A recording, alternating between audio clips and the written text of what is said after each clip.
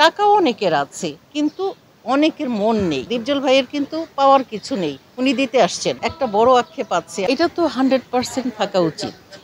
মানে একটা সময়ে মানে আমরা আসলেই মানে এই যে আপনি যেটা বললেন যে কাদা ছোড়াছুড়ি, আসলে এটা হয়েছে, না হলে তো আর এটা বলা হতো না। কিন্তু মানে সব শেষে দিন শেষে মানে যেটা প্রমাণিত হলো যে আমরা আসলে সবাই এক, এবং যে কাজটা মানে করা হয়েছে, মালা পরিয়ে দিয়েছে একজন আরেকজনকে, এটা তো অত্যন্ত সৌহার্দ্যপূর্ণ একটা ব্যাপার। এবং মানে আমি অন্তর থেকে মানে চাচ্ছি এই জিনিসটা মানে বজায় থাকুক। ওনারা নির্বাচিত হয়েছেন এবং আমার অন্তঃস্থল থেকে ওনাদেরকে আমি সবসময় সাপোর্ট করেছি, এবং আমি আশাও করেছি, আল্লাহর কাছে চেয়েছি যেন ওনারা আসেন। কারণ ফিল্মের মানুষ আমরা সবাই, কিন্তু টাকাও অনেকের আছে কিন্তু অনেকের মন নেই। টাকা খরচ করার মতো দীপজল ভাইয়ের কিন্তু পাওয়ার কিছু নেই, উনি দিতে আসছেন, নেওয়ার ব্যাপারটা আমাদের। উনি অনেক কিছুই দিবেন, উনি যা যা কমিটমেন্ট করেছেন আমি আশা করি প্রতিটা কমিটমেন্টই উনি রাখবেন, রাখার চেষ্টা করবেন।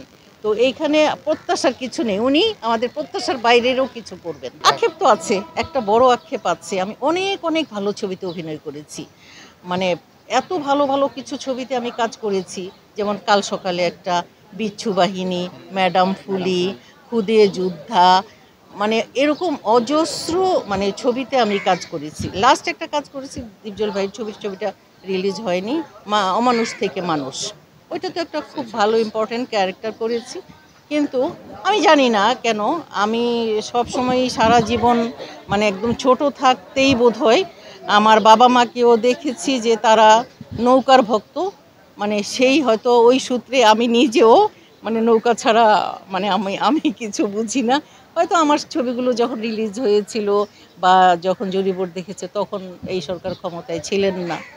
মানে আমার খুব মানে মানে কষ্টের কথা যে আমার মানে মৃত্যুর আগে যদি আমি একটিবার অন্তত জাতীয় পুরস্কার আমি প্রধানমন্ত্রীর হাত থেকে নিতে পারতাম, তাহলে মনে হয় আমার মৃত্যুটাও সার্থক হতো।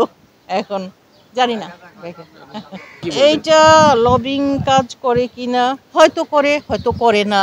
এইটা আসলে সত্যিকার অর্থে এই ব্যাপারে মানে আমি কিছু বলতে চাই না, কিন্তু এইটা তো কম বেশি সবাই জানে যে আমি কি সাপোর্ট করি। যেমন বিচ্ছু বাহিনীর কথা বলি, বিচ্ছু বাহিনী যখন রিলিজ হয়েছিল তখন ছিল বিএনপির আমল। বিচ্ছু বাহিনী বানিয়েছে কে? মাসুম পারভেজ রুবেল, তাই না? তো ও যাকে দিয়ে অভিনয় করিয়েছে, যে 6টা বাচ্চা শিশু শিল্পী, ওরা যদি সবাই পুরস্কার পেয়ে থাকে, পুরস্কারটা কার জন্য পেল? রুবেলের জন্য না। রুবেল তো অভিনয়টাকে আদায় করে নিয়েছে, কিন্তু রুবেলকে পুরস্কার দেওয়া হয়নি, কারণ রুবেল নৌকার লোক। আমিও থাকতে পারে, সব কিছুতেই তো আছে, কোনটাতে নাই? রাজনৈতিক প্রভাব তো সব কিছুতেই আছে। আমি এটা বলছি, ওপেনই বলছি, কারণ আমি এত এত ভালো ছবিতে অভিনয় করেছি। আমার মানে মানে কে পুরস্কার পেয়েছে আপনারা এই বিচার করেন, দেখেন মানে ওই সময় ওই ছবিটার সাথে কে পুরস্কার পেয়েছে। আমার অভিনয় কি এতটুকু ভালো ছিল না? এটা বিচ্ছু বাহিনী ছবি, কাল সকালের ছবি, ম্যাডাম ফুলি, কোন ছবিটা ভালো হয়নি? কোন ছবিটাতে আমি মানে অনেক খারাপ করেছি না? আমার নিজের কাছে আমার ভালো লেগেছে, খুদে যোদ্ধা একটা ছবি ছিল, খুব ভালো, মানে খুবই ভালো, আমার নিজের কাছে আমার ভালো লেগেছে। আর আমার নিজের কাছে যেহেতু ভালো লেগেছে, আর আমি তো মায়ের ক্যারেক্টারই করি, তাই না?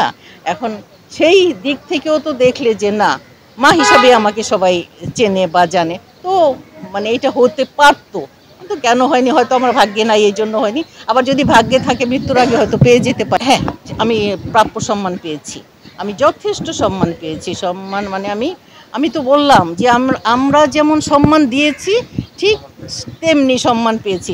যেমন ওই এফডিসির গেট থেকেই মানে সালামটা পাই, এই পর্যন্ত আসলে। রাশেদা চৌধুরী বাংলাদেশে আরও অনেক আছে, তাই না? আমি তো আমার কাজের জন্যই রাশেদা চৌধুরী, এবং সেই সম্মানটা আমি পেয়েছি। আমি সবার কাছে কৃতজ্ঞ।